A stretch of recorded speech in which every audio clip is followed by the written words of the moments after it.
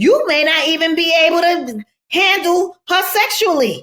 True. That too. You have to have flexibility, stamina, core strength, yes. And physical strength. Yes. Okay?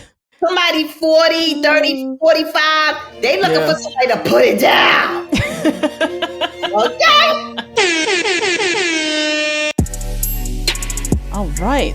Welcome to Two Black Girls, One Rose, where together we'll uncover what we can learn about modern dating, love, and relationships from popular television.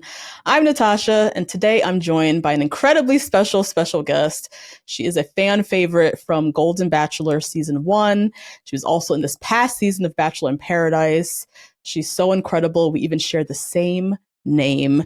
Please welcome to the show, Natascha Hardee. Welcome.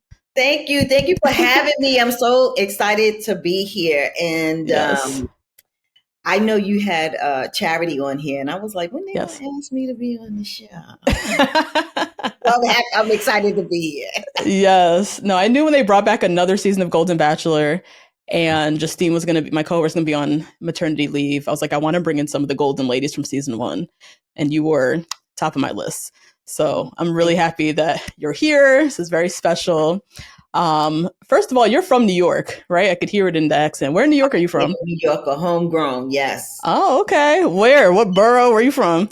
So I was born and raised in Brooklyn, and then very early on, I moved to Harlem. So I've been in Harlem for 40 years, and I left Brooklyn when I was like 20, 21. So I've been in. I call myself an official Harlemite because I spent more time in Harlem than I've had in Brooklyn. So yeah. Wow. We were neighbors. I was in Harlem for 11 years. I just moved out of the city. Yeah. I'm doing the suburb life now. Me and my husband moved out here to Jersey, but I was in Harlem for 11 years. Okay. Yeah. Probably passed you along the way somewhere. Yeah, you sure did. You sure did. Yes. As the holidays approach, we got family coming into town, friends may be staying the night after Friendsgiving, and Wayfair is our one-stop shop for a holiday refresh. Find all of your seasonal must-haves all in one convenient place. Hosting just got a lot easier. Get organized, refreshed, and ready for the holidays for way less. Head to wayfair.com right now to shop all things home. That's WAYFAIR.com. Wayfair. Every style, every home. Twice in my life, I've gone to therapy. We all use insurance to cover our physical health, so why shouldn't it also cover our mental health? Rula makes sure it does. Thousands of people are already using Rula to get affordable, high-quality therapy that's actually covered by insurance. Visit rula.com/rose to get started. After you sign up, you'll be asked how you heard about them. Please support our show and let them know we sent you. That's rula.com/rose. rula.com/rose. You deserve mental health care that works for you, not against your budget. Okay, so we're talking Women Tell All today. Mr. Mel is down to his final 2 now. So I just want to know, first off, what are your thoughts on Mel? How do you feel about this guy? What's been your experience watching this guy this season? I think the first night he came out like he was going to be this guy who was interesting, exciting, fun. And I found like as I watched the season, my honest opinion is he kind of fell flat. It was like, there was no flavor from him, if you will. He just lacked personality. He lacked interest. It's just like he just couldn't keep it up, if you will. But thank God for the ladies. They're bringing the personality because Mel really ain't doing it. I mean, people talk about Gary, but at least Gary cried. He laughed. Yes, he's vulnerable. Personality. He had a lot of chutzpah. Yeah, yes. But I found that, to me, Mel just was boring. He was uninteresting. And it was almost like it was the ladies who kind of brought him to life. Yeah. And I mean, it's one thing what you see on TV, and it's different when you're face to face with that individual. But sure, I just didn't get any energy off of him. He was like flatlining. Yeah. And the editing isn't really doing him much justice. They're not showing personality. I'm sure there might be moments where he's laughing or joking off camera, but for whatever reason, they're choosing not to show those moments. So they're presenting him to us very flat, as you said. And I agree. Say what you will about Gary. Gary was vulnerable. He cried. He opened up. We knew a lot about his past, his life, his kids. And so that's what's been really frustrating with me with Mel, is we haven't gotten to a vulnerable place with him, like, at all. You know? We know he was married. We know he was divorced. That's all we know, though. We don't know any details. I mean, seeing him on the show and not really seeing emotional intelligence from him, if you will. Right. One of my big things about having a partner, they need to be emotionally intelligent. Yes. You don't see a variety of emotions or moods from him. Right. And it makes me think, well, if that's how you operated in your marriage, I can see why your wife found someone else, because you have there's such a wall up. There's such a barrier. And he's great to be like, oh, you're this, or oh, he gives comfort, but on his end, you don't see the vulnerability, the personality, all the aspects of who he is. Yeah. There's like a lack of dynamism to his personality. It's very like one-dimensional. And so it's been a trying season. I agree. I think everybody's kind of like feeling the same way. Yeah. I don't know if you saw in the news this week, his wife was remarried, I think just this past weekend, and she is married to a woman now, which is very interesting. And I don't know if Mel was trying to hide that aspect, because he said, she found somebody else, but we didn't find that out until the internet revealed it this weekend. I was like, oh, so there's more layers and things to his divorce and his past, but he's not really opening it up. And that's been very frustrating. So, yeah, I will say that as much and as long as the Bachelor Nation has been around, I do feel that TV and entertainment 20 years ago is not the way it is today. And I do feel that, I mean, I respect the nation, Bachelor Nation, and I think what they're doing is good, but I really do feel like it's time to kind of like tweak some of the format, if you will, and really begin to add more, like you said, layers, colors. What is the big deal talking about his wife having, choosing somebody of the same sex?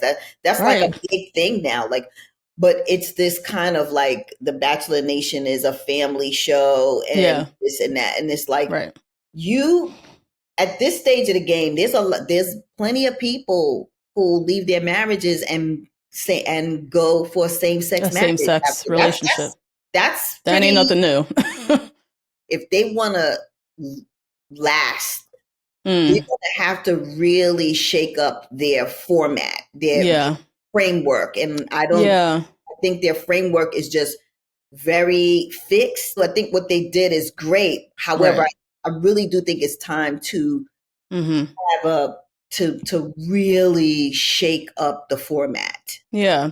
And I think even just showing a wider breadth of conversations. Like, I would have loved to see that conversation between Mel and one of the ladies where he said, yeah, my ex left me. She's in a same-sex relationship now. That was a very interesting part of our departure and what it taught him, how his boys are doing with it. Like, I would love to have just seen that conversation. I'm sure it had to have happened. It had to have happened off, camera or something with one of the ladies. But yeah, I don't know. Production, editing, they have their, as you said, it's a family show. It's ABC. Certain things they want to talk about, some things they don't want to talk about. But it's just kind of annoying that we see it playing out in real time. The internet's talking about it, but we couldn't see that conversation on screen with Mel. So this season definitely had a different feel than last season. I feel like last season we all fell in love with the women, your sisterhood. This season was a little bit more competitiveness. We had Nicole, she brought some drama. That was kind of missing completely from last season. There was no like one person that was like bringing this drama. What are your overall thoughts on just the ladies and just like the vibe of the season in comparison to yours? I mean, I really think what I do feel is that people forget that they're mic'd. This is what I Oh, wow. you Yes. forget that you're mic'd, and that's Right. where they capture Ah. all that information. Like So she got caught up. you got a mic on you all the time. You All the forget your mic, time. and Yeah. I do believe that Nicole was she was honest. She said, I can't be an She was. influencer. I'm trying Yeah. to get picked up. I'm Yeah. trying to blah, blah, blah. And I think a lot of us think the same way. We just Mm-hmm. don't say it out loud, Not saying it. Yeah. Yeah. and we're here for love, but also if you're whatever you're doing, you're thinking, oh, this will be great. Hopefully, Absolutely. because they show that, if Yeah. you Yeah. can't blame her, they show. Right. You see people who get deals on TV Yeah. with L'Oreal, but usually it's Yes. for the lead, right? Right. And so I I understand her saying that. However, for her to belittle the women from the previous season, I mean, you're Yeah. standing on our shoulders. The only reason why there's a second Bachelor, Golden Bachelor, is because of us. You're Period. standing on our shoulders. And Yeah. why are we bringing in beauty is in the eye of the beholder. Right. We all are beautiful in our own rights. It's not Mm-hmm. about you look better than this or Then the like next. bringing Yeah. all that. That's so immature and Immature and very negative high energy. school and Yes. very combative, Mm-hmm. and Mm-hmm. it really turned a lot of people off. I mean, it Yeah. really turned a Yeah. lot of people off. Yeah. And also her coming in, I feel, in my personal opinion, is Yeah. when she came back on Women Tell All and Mm-hmm. was saying that I was there for love. That's a cleanup. I know Yeah. it's a cleanup. We all know it's a We cleanup. can see right through it, Nicole. Come on. You were helping on. I'm here. I'm dating America. Right. We heard it. It's too late. Influencer. This is like we're going to do. What was she said? The wives. Oh my God. It's going to be like Real Of Housewives. like the real Girl. wives of such and such and all of that stuff. And I was like, girl, no. No, it's not. No. It's not all of that. That's No. your imagination running away with you. And if Yes. she gets picked up, that'll be great. They like somebody like Sure. that. She's Sure. a troublemaker. They like trouble. Yeah. I Yeah. don't They want like to a be known for troublemaker. that. I don't want to be. Mm-mm. That's not what I want to be known for. So I'm not Right. going to purport that. However, Right. And I get a lot of women. I got to Mm-hmm. tell you, when I'm in Harlem, Mm-hmm. and my brown sisters walk up to me, Mm-hmm. they say to me, "Thank you very much for representing us in a very classy fashion. I'm Yes. thankful for you. Thank you for showing Yes. like that." They tell me that. I get that all the time, and Yeah. I'm not about to step out on camera and act like a knucklehead to get camera time or Right. whatever, It's not even worth it. because I know, I know my community, and I do know that they are, that I'm not representing just me. I'm representing everybody, so that this whole concept of, Black women having a chip on their shoulder, always chicken necking and all of that. I'm here to like disband that whole ideology and show you that we can show up classy. That's just one category of a Black woman. All Black women aren't like that. So right. I'll say that. Yeah. Yeah. Nicole was very one track minded. She had goals in mind. Her way of going about it to me didn't make much sense because, as I think Debbie said on the Women to All, which we'll get into, you have to be likable. to be an influencer, you still have to be likable. And you made that very hard for yourself. So good luck with whatever opportunities you're going after, Miss Nicole. Yeah. And she even said, pick me for the Golden Bachelorette. She's put that out there too. That's so whack. Let me tell you something. I grew up in the arts. I'm a trained dancer. I grew up here dancing and trained in New York City, graduated from the High School Performing Arts. And I will tell you the one thing they don't want is a problem. Yeah, exactly. If you get too high and mighty, you too big, they do not want anyone. Not interested. So you difficult to work with. Yeah. They don't want that. Nobody wants that, but they damn sure gonna have it on when they have a pick of what? They have a pick of 40-something women to choose from. Exactly. They don't want the diva. No, exactly not. Oh my God. As the holidays approach, we got family coming into town. Friends may be staying the night after Friendsgiving. You know, me and Nate love to host, and Wayfair is our one-stop shop for a holiday refresh.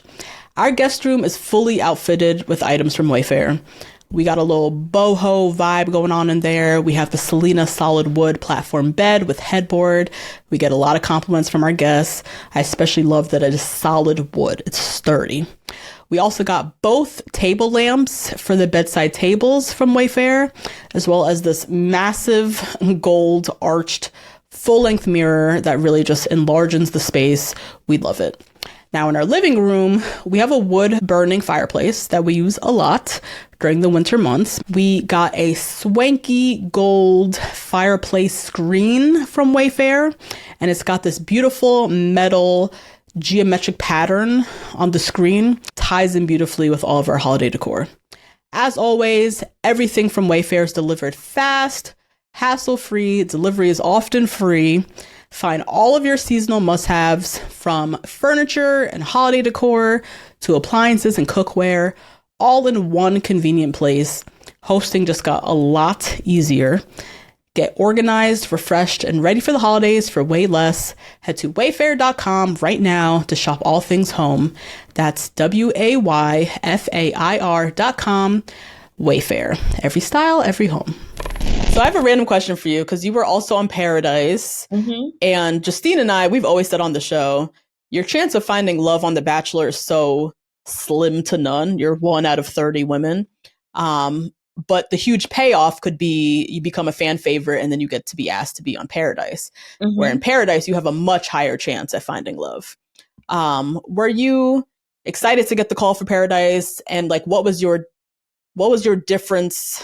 What's the difference between Paradise and Golden Bachelor as far as your expectations going in to try to find love?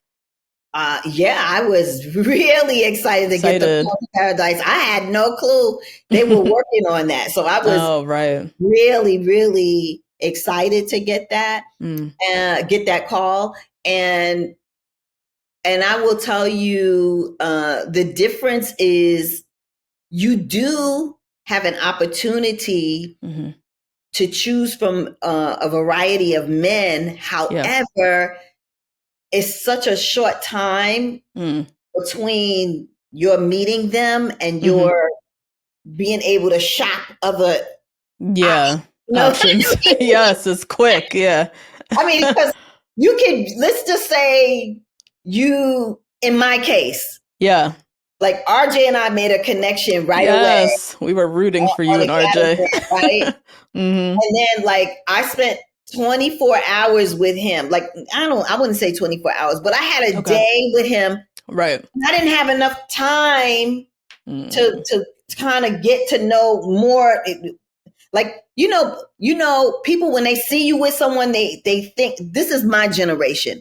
They see you with someone, they think that's it. That's fixed. Oh. But it's not. You got to really shop around. Still shopping around, of course. Let's date around. It's not fixed. But, you know, I had people thinking that we were set. And I was like, no. And it was just like some miscommunication. And, you know, I've talked to, you know, a couple of the guys afterwards and stuff like that. But I just didn't, you know, when I connected with RJ, after spending like a day or so with him, I realized he's not asking me any questions about me. He's not interested in me. I'm hearing all about him. Nope. So now you trying to now pivot and get with someone else, and everybody's trying to get with somebody else. Yeah. Everybody's trying to get with somebody and see if it's going to work. And then it's kind of like, so you don't know where you are, where people are in their process. Okay. So it's a little challenging. I think it's tricky. A lot easier for young people because younger people, because in this day and age, they're able to shop around and, they go to different flowers, they right. They can pick around flowers, so they're not really fixed, right? But they're still. But for us, we grew up like you get with somebody, you hang with them, you lead to something, invest time. We don't pollinate, and we have to learn how to. That was my lesson. Like, okay, pollinate, go around, talk to each person, see what they're about, and it's. Dating is a skill, man. It is a skill. You gotta really know what you're doing. So the difference is on the Golden Bachelor show, there's a bunch of people for one person, one man or one woman, right? On Bachelor in Paradise, there are multiple people of the opposite sex. However, you don't know who they're liking, in other words. And you got to learn to they have options. You got to learn everybody has options. My game plan would be is to have like some set questions that could give me some quick. Oh yeah. Weed them out. Absolutely. Yeah. And that's what it's going to be. But it just took me a while to put a beat on RJ. Okay. And I feel like when Gary came on, like when I talked to him, he was like giving me eye contact. Yes, he was strong eye contact. He was all in, into what I'm saying, what we're discussing. He was present is the word. But I didn't get that from RJ. And also when I did have a communication with CK, CK was consistently teasing me about my New York accent. He would say, "What?" And I would say it again. And he would say, "What?" And I was like, he's like, I just want to hear I just want to hear your accent. So there was no real like, let me get to know you. It's kind of like teasing and banter. And we don't have time for that at the end of the day. That's true. We ain't got time for those back and forth. We don't have time for that. So right. It's very interesting. And I guess this is what real life dating is about. I don't know. Can I ask quickly, have you been dating a lot before going on Golden Bachelor and Bachelor in Paradise? So you were just kind of sprung back into the dating world, dating pool when you started coming onto these shows. Yeah. Yeah, because, I don't know if you remember, but my granddaughter came to live with me for a year, and she stayed. Now it's 8.5 years. So for all those years, my focus was my granddaughter and getting her on. So I didn't really have, and I'm a single parent raising at 54. I became a single parent again. Right. I didn't have the time to date, to be out there.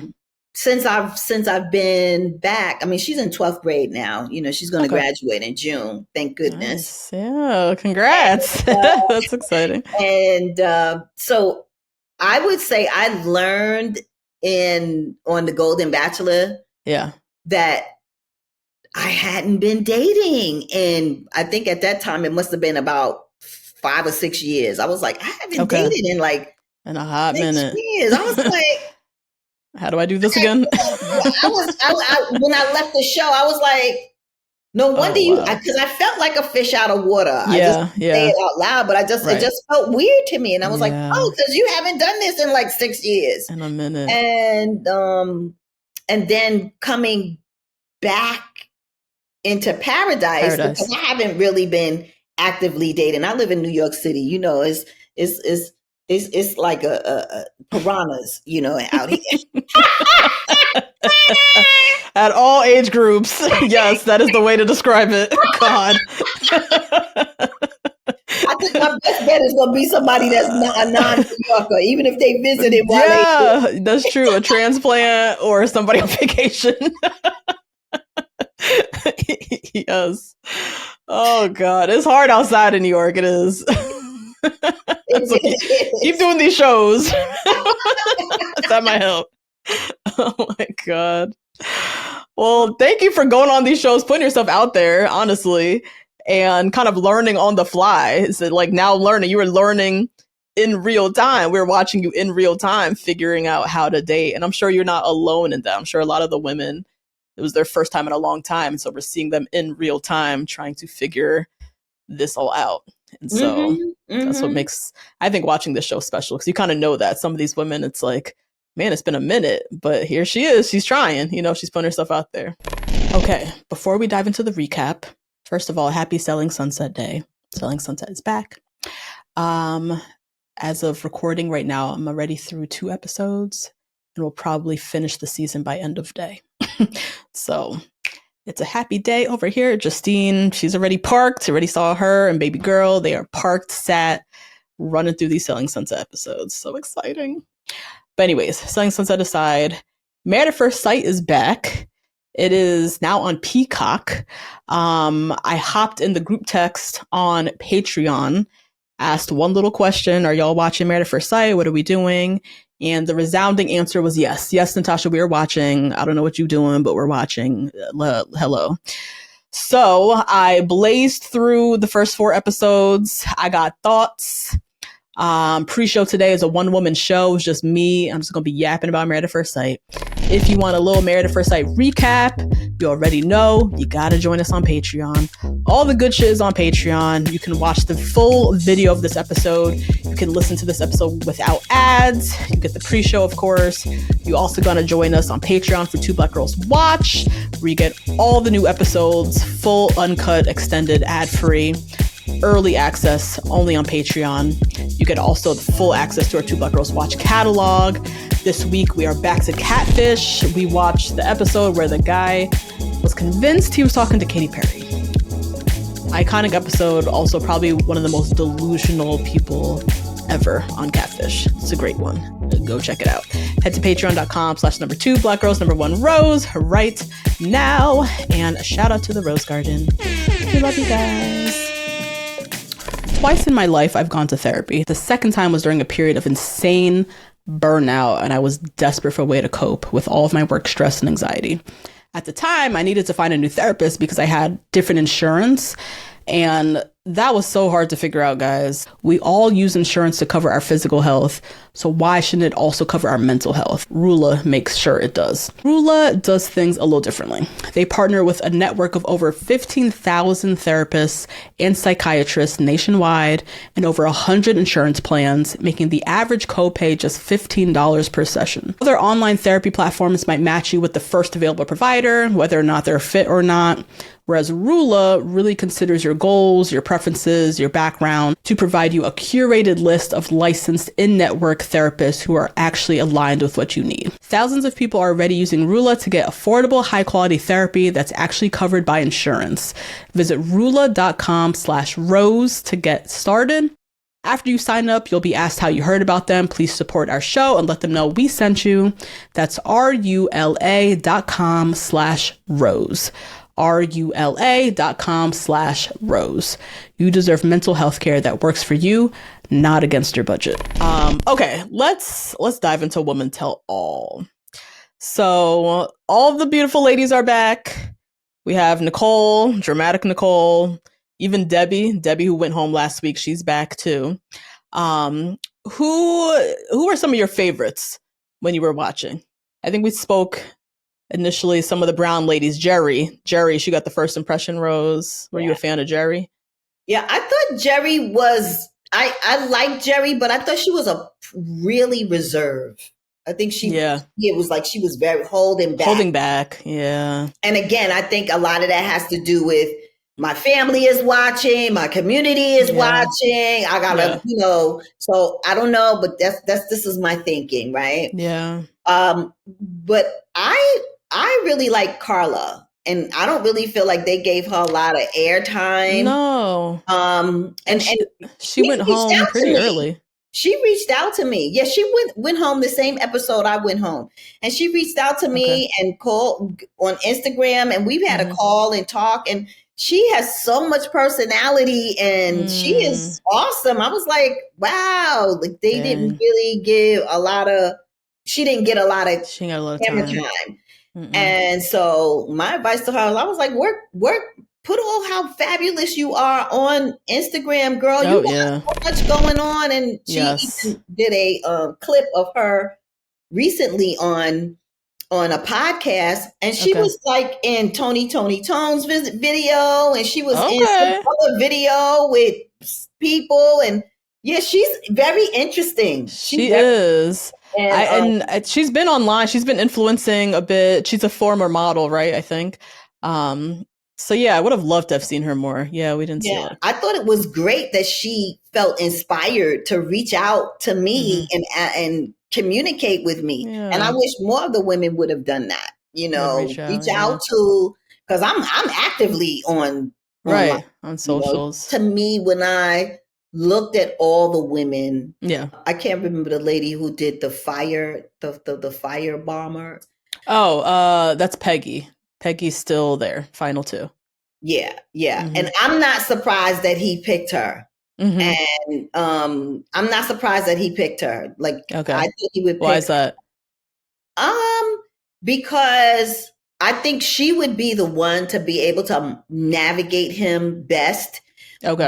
Because she has an edge about her. Yes. And and to me, he likes a woman who has kind of like a take charge energy and still can be feminine, but is daring, and she can challenge. Yeah. This is very men, right? Male.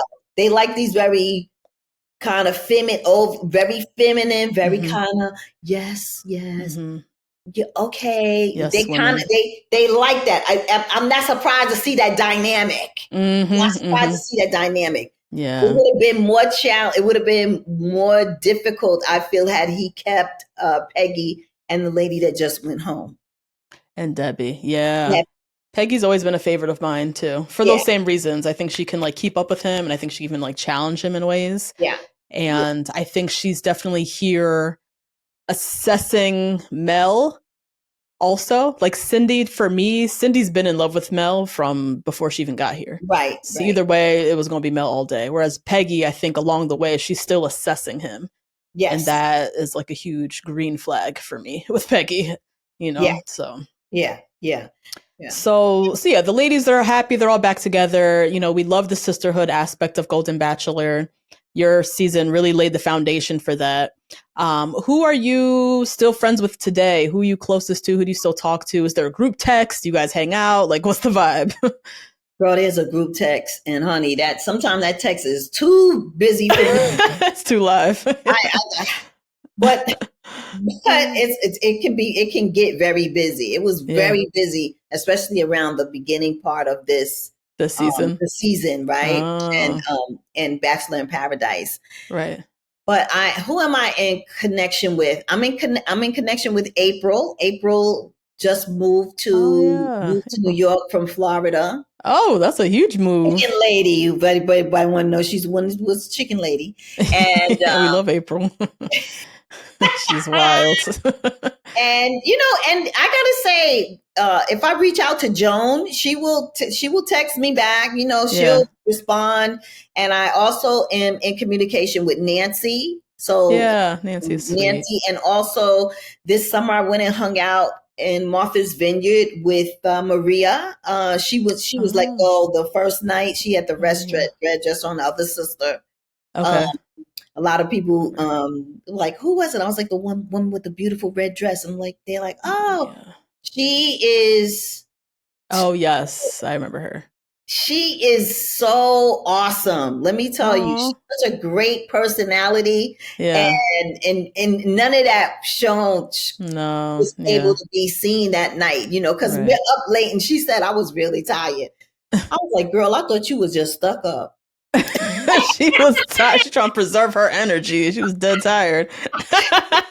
She is so much Oh, fun, yeah. has a lot of personality, and just really enjoying it. And she was up in Martha's Vineyard, and she Oh, invited a few of fun. us up, and people couldn't make it. But I said, I'm going up. I'm Hell going to go yeah. have a good time. And That's we had a fun. great time. And what Nice. I really admire about Maria Yeah. is, she is what's so dynamic about her. She's a mom of three, and two of her Okay. children are autistic, and one of Okay. them is nonverbal, and they're adults. And Wow. she's Yeah. still, she strives to make her children independent, even though Yeah. they have, or even though they're Special needs. autistic. Right. And so, but she's a mover and a shaker, and she has a Wow. great support system, her family and all of that. Oh. She's a great, Yeah. really got to know her when I went up to Martha's Martha's Vineyard. Vineyard. She has a great head on her Wow. shoulders. Just really Yeah. We missed out on seeing that. powerful woman. Yeah. I'm Yeah. talking these folks up so you can invite them on your show. Yes. I see what you're doing now. I see. I got you. And and occasionally I have a call with Sandra. Yep. We'll talk, and Nice. I've done some stuff with Peggy, Jeannie, also Edith. I've Oh, gone out to Edith. California and stayed with Edith. Oh, And so nice. whenever Yeah. we come together, it's really nice. They're Yeah. all really nice. Like Pamela, Yeah. she went home the first night. She was really nice. Mm. And oh God, her name escapes me right now. As good as I know her name, but I can't think about it. But her son was on the show. Um, Mm. um, Oh, Matt James's mother. yeah. I don't remember her name. No, please don't be offended. I just can't remember right now. You know how Yeah, to. it's fine. I can't either. I'm just saying this so she can hear, right? So a lot of fun, great Yeah. couple. I have great talks with her. Wow. It's Yeah, it's a great vibe, great group of ladies, and that's when we awesome get that you guys are together, all it's still in really touch. nice. I had a great time this summer with Leslie, Mm-hmm. Faith, Faith, Nancy, Leslie, Oh myself. yes, in Paradise. Mm-hmm. Yeah, it was like Kathy, and everybody was like, "Oh, because we spent more time together, we got to know another Know each other layer more. of each other." Yeah, for sure. Yeah, it's really, really good. I love when we can get Nice. together. Yeah, I love that. I love Hmm. that because on The Bachelor, Bachelorette, there's so much drama among the younger group.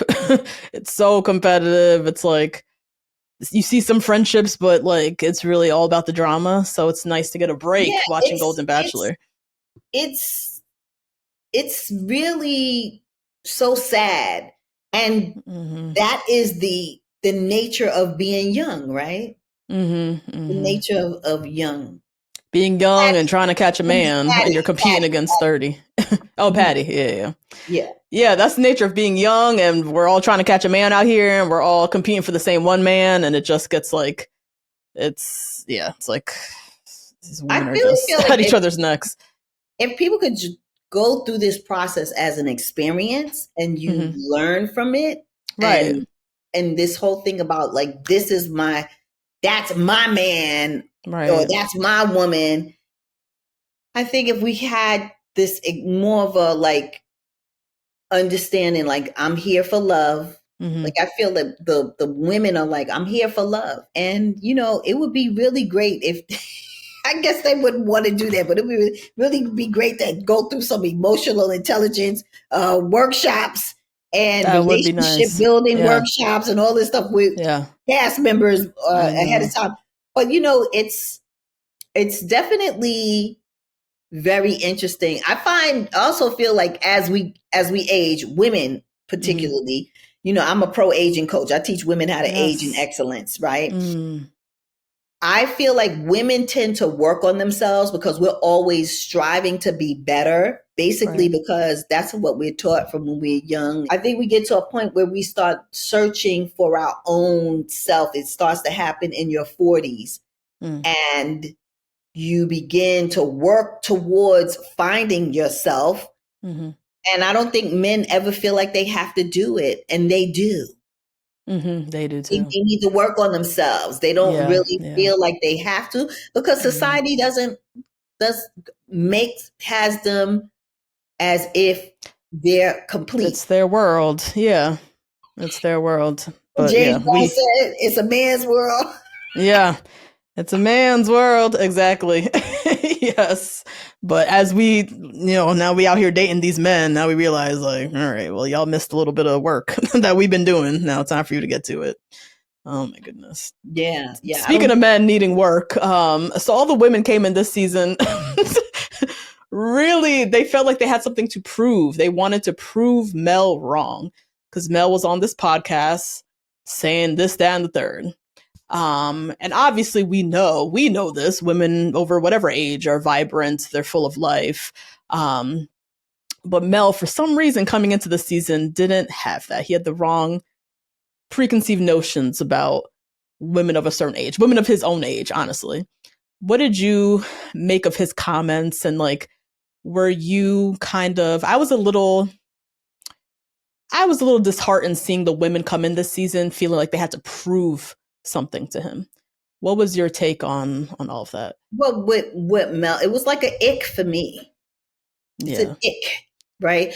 But I don't think Mel is any different than many men his age.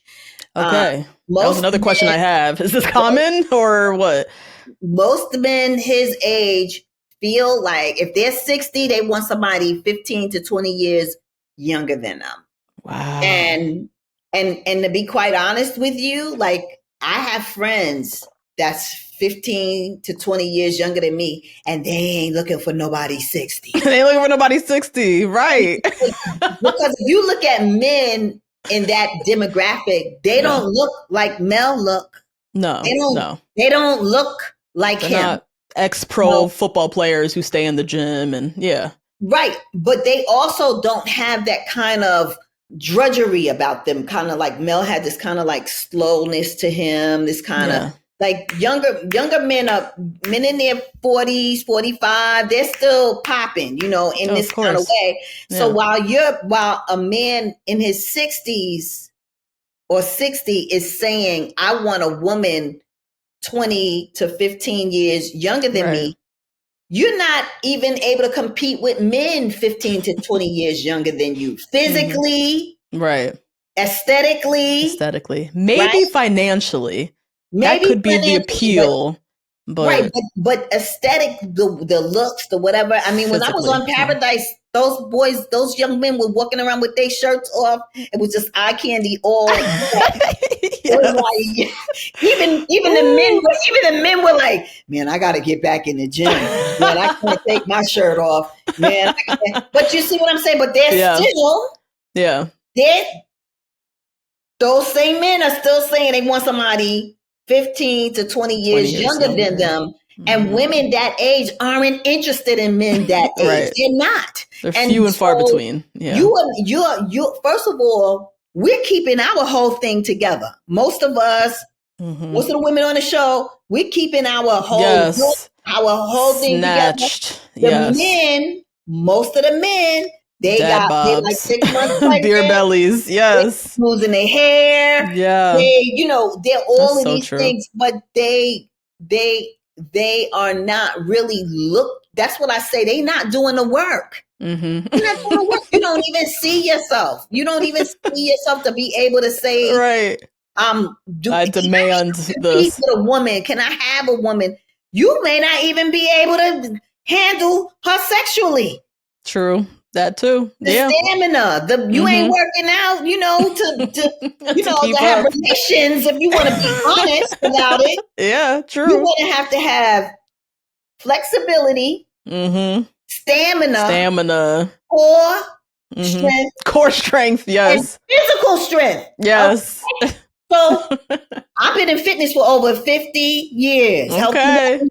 I have over 20 certifications. I was a personal trainer. I know what I'm talking about. So somebody 40, 30, 45, they looking for somebody to put it down. Okay? That's so so true. And I see on the internet, not even just me and Justine, like even the ladies, I think they showed a little deleted scene. You know, they clown and Mel with the way he walks. You know, he's kind of stiff, and he was the same one talk about he needs somebody with no artificial hip, no artificial knees, no this and that. And sir, can you keep up? Like, that's the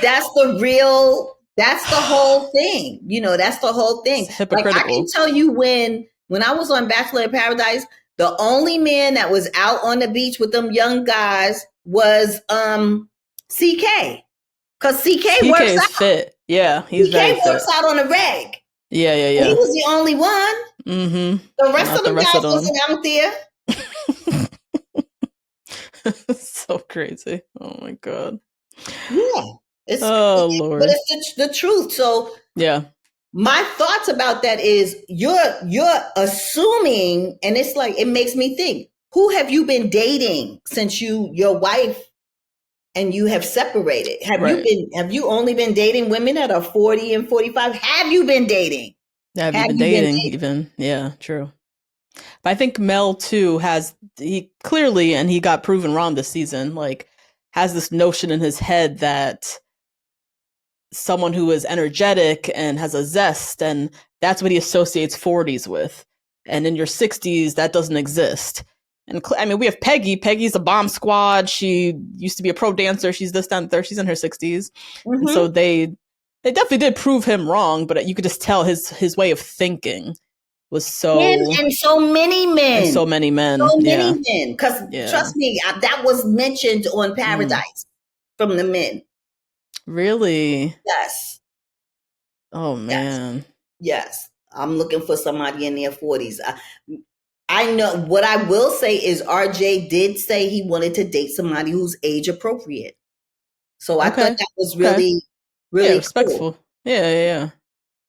But that's not the norm necessarily. I was paying attention and present, so I could tell you what he said. Right. I don't know if he could tell me what you were saying though.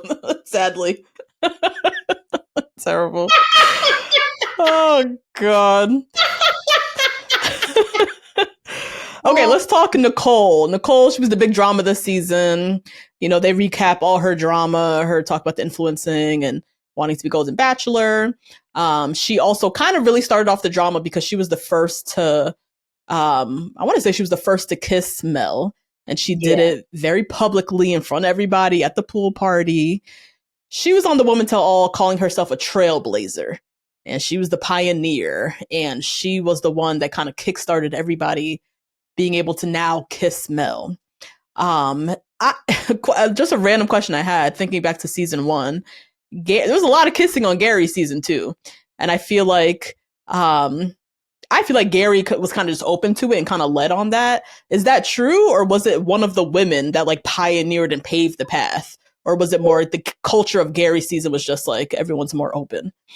Well, let's just go back to Nicole just wanting to give herself a title of something so she can be again called something, right? Mm-hmm. So he's, again, she's working her stuff. Yeah, she's trying. She's working her angle, if you will. But I would say that her whole thing was to get attention, and she got it.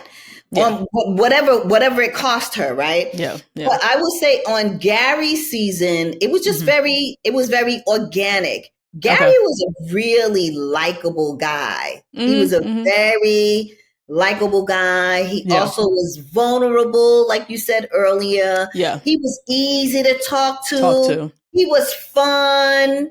He kind of, maybe Gary having 2 daughters made the and 2 grand, right?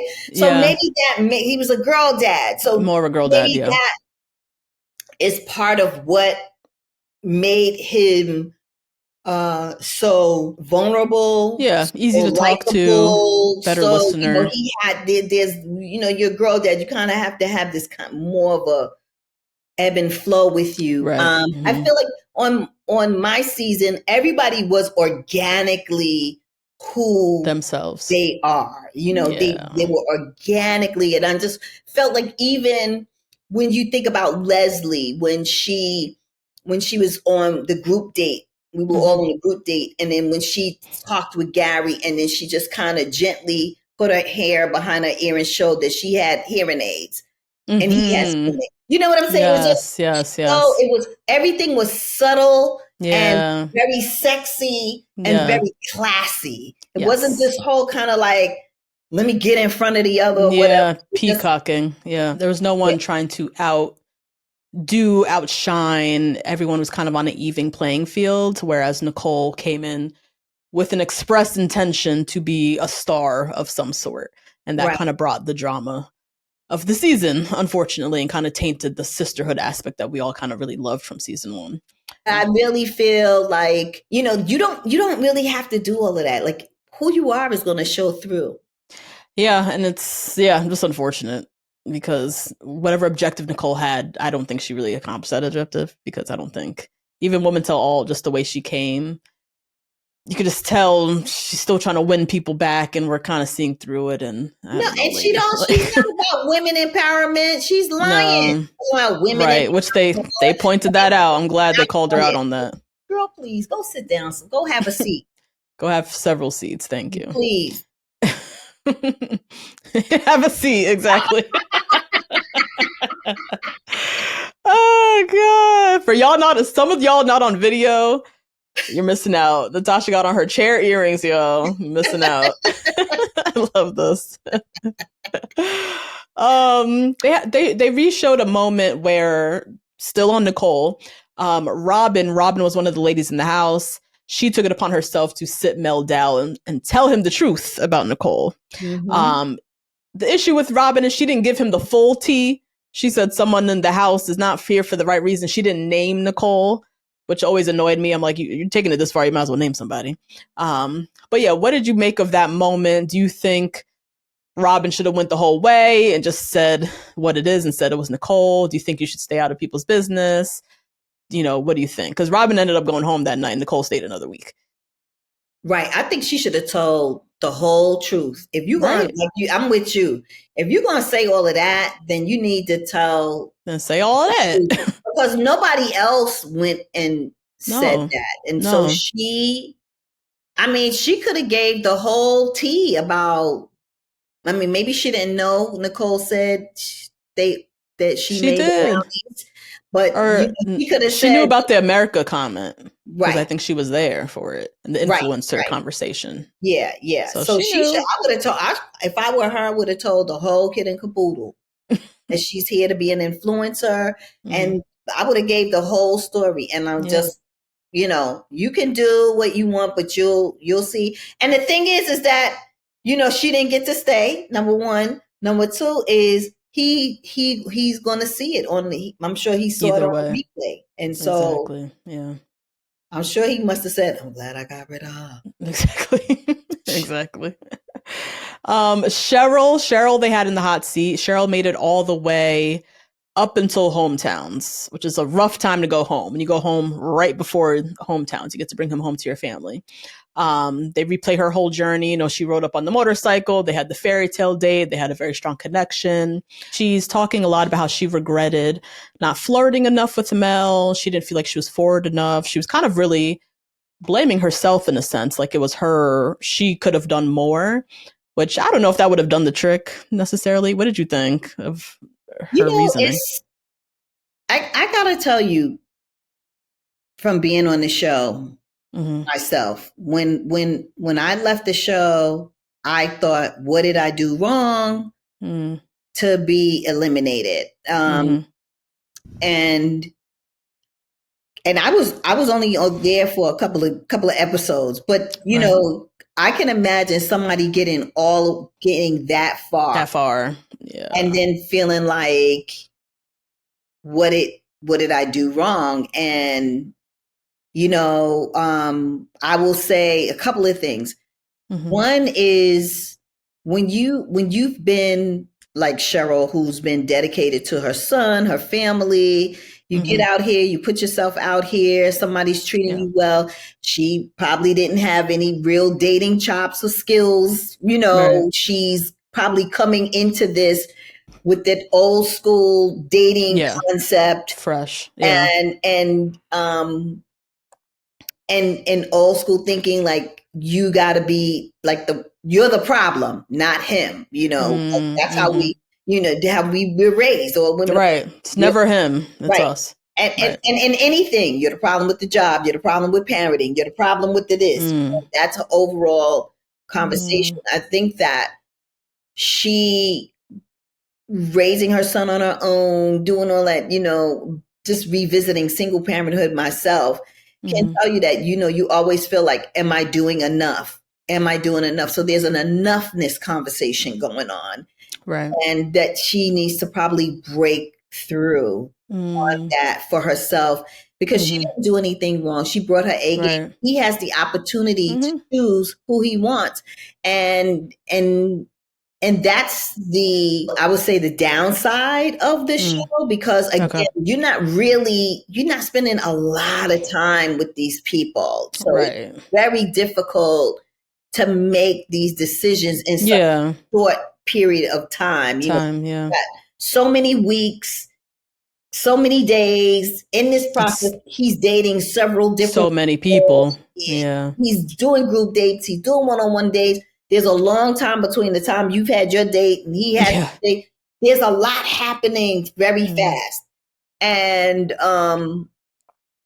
but I think that, she'll be a great catch. The one good thing about being on the show is that people get to see who you are. And what I found is, when in the men season, these women got up on social media and snatched these men right on up. Jones men. Yeah, they snatched. I'm happy to hear that. I'm so happy to hear that. They went for it, and they got them on. But the men are not doing that to us. The men aren't coming on social media asking us out, and the women are very forward in it. They went right. They know what they want. A lot of those men, why didn't Jonathan become the Golden Bachelor? Because he's been in like 2-3 relationships since. Wait, which one is that? Jonathan. Oh, Jonathan. Yes. Hot commodity. I can see that. Right. He was right. He I'm sure, had he not been in a relationship, he would have been. He could have been named. Bachelor. Yeah. So it's like, because he checks all the boxes, Right. Yeah. But I will say that I think the choice for him, it was a harder choice. Would have been a harder choice for him to pick Cheryl and Peggy. And it was easier for him to choose between Peggy and Cheryl for the final, for hometown, than it would have been for him to choose in the end.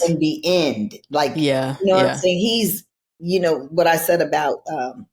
Peggy and Cindy are like opposites. And I think he wanted to give himself that choice. Yeah. I think that's really what it is. Yeah. Cheryl was a shock, but it's just, there's so many great ladies, somebody had to go home.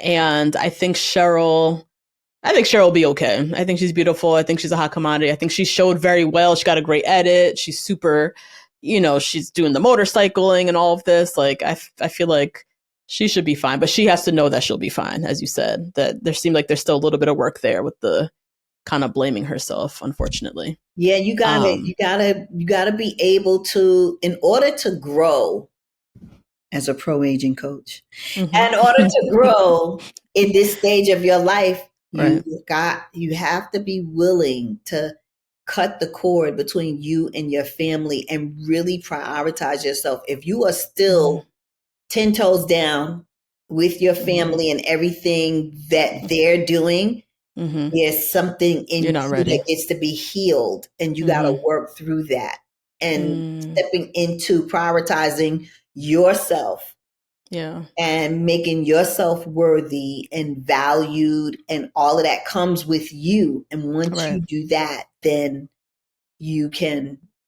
she can find her person, her love. And I think she will. I think so too. She will. I think she will find that person. Yeah, I agree. Let's talk about Debbie. So Debbie was in the hot seat next. I was a big fan of Debbie. I really liked her story. You know, she's never been married. She has no kids. She hasn't been in love in 14 years. We learn her ex, you know, she lost her ex to suicide, and then that healing process was like literally a decade, which, you know, you can understand. But she just has such an interesting story. She seemed almost like a rare egg in a sense. But I don't know, like among women in your age, or do you know a lot of women who've never been married, no kids, you know, or is Debbie a kind of a rarity and she was, you know, she's that kind of special, you know, character that they managed to find? I know a handful of women that's never been married or have children. Or no kids. I Yeah. think that I think in my generation, people in my age group that never been married, no kids, it's not a whole lot of them. Right. But the ones who aren't, they carry the burden of getting that done. You know, they carry the burden of that. It's almost like they got to validate why they haven't been married or had kids. And at the same time, you know, women like Debbie, they're what we would call high performing. They're high performing women. Usually they are very successful or successful in whatever it is that they're doing. That they do. You know, they just have a certain thing about them about achieving, and I think it just escalates as the years go on. If you will, because they haven't gotten that, so they just immerse themselves more in volunteering and activities, and they find more things to do right with themselves. So I think that Debbie had a lot to offer. And I think she's phenomenal, you know, as a human being. But I would go back to what you were saying earlier about feeling like having to prove herself worthy of being married, if you will. And that's something she's going to have to work on, because that's a personal journey. I love the fact when she was, I think it was her at the table when Nicole was saying, I want to be an influencer. And she said, I'm just looking for a man to love. I'm just looking for love. Yes. At the table. And I thought that was so incredible. That she was like, child, I'm just here trying to find a man. Romance. I'm looking for a relationship with somebody I can love and that loves me, girl. That's what I'm looking for. And I love that about her. And I really feel that she gets to know and understand that she's not missing anything, and she hasn't missed anything. And if she gets married, it's awesome. And if she doesn't, it's awesome too. You know? Yeah. 1,000%. Yeah. She's built a very rich life.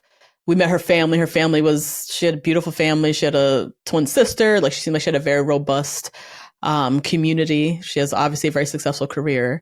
But yeah, you can tell, you know, there's that obvious societal pressure as a woman. You're not complete until you become a wife. You're not complete until you're a mother, that she's still kind of battling against, even though she might still on her own accord want those things for herself.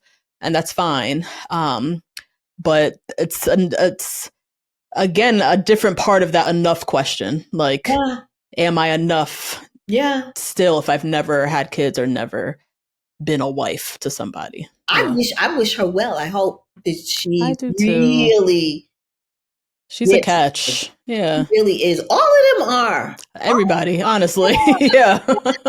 Yeah. Honestly. So at the very end of the Woman to All, Mel comes out.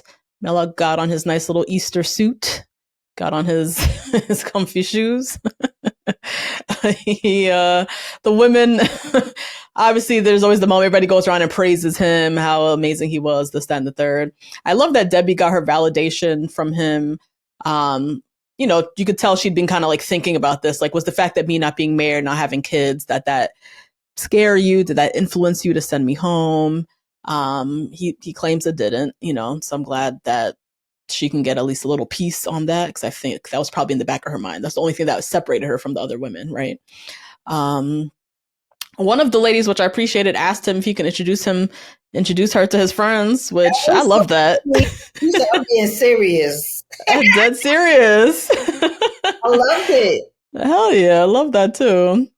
And then, that was pretty much it. We got a little sneak peek for next week. So next week is Fantasy Suites. We have Cindy and Peggy.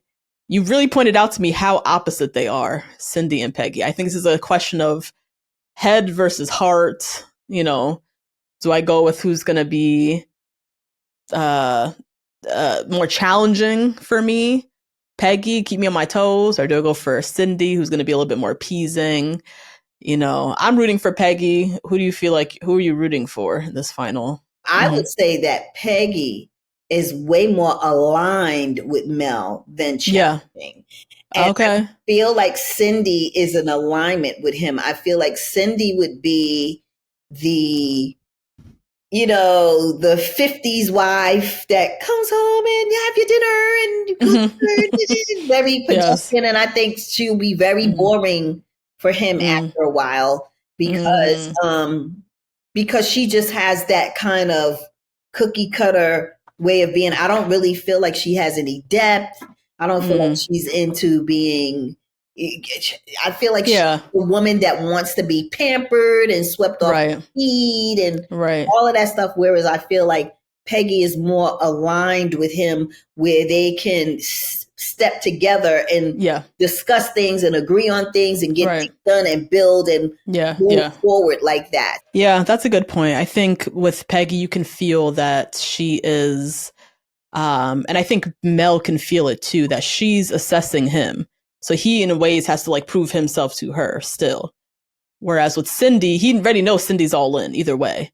So it's almost like, I'm really curious to see where he's going to land, honestly. Because we even see in the sneak peek, Peggy saying something to him of, I'm 62, I don't have 5 years, what time is it?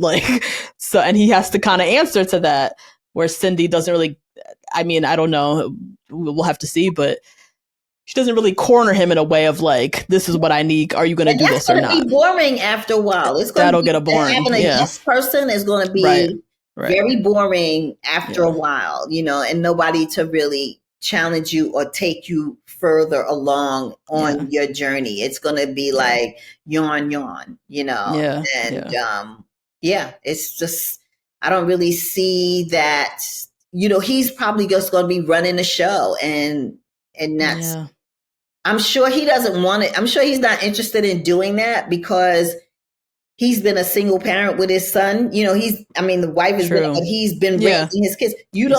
Speaking from experience, you don't want somebody you got to make a whole bunch of decisions for all the damn time. All the time. You just don't want it. You know what I'm saying? If he's really looking for a partner that's going to, he's going to lock in with and be lockstepped with, then I would say it'd be Peggy. Peggy, yeah. Well, we shall see next week, Fantasy Suites, see how it goes down. And then the week after that is the finale.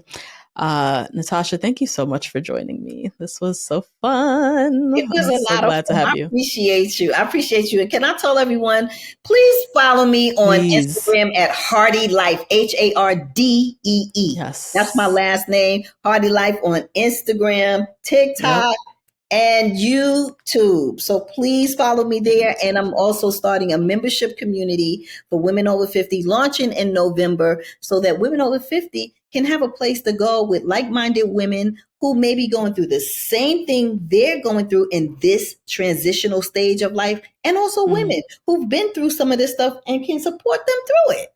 Absolutely. Community. Yeah. I love it. We will link everything down below. Natasha's Instagram, TikTok, YouTube. If you are 50 plus, you work mostly with the ladies 50 plus, they can reach out to you for coaching or joining the community. We'll put all the information down below. Thank you so much again for being here. We'll have to have you back. I think this was really fun. And of course, everybody join the conversation on Patreon. Sound off in the comments. Let us know your thoughts on Woman Tell All. Who are you rooting for? Cindy, Peggy, what are we doing this end of the season? And I'll see you guys tomorrow. Bye.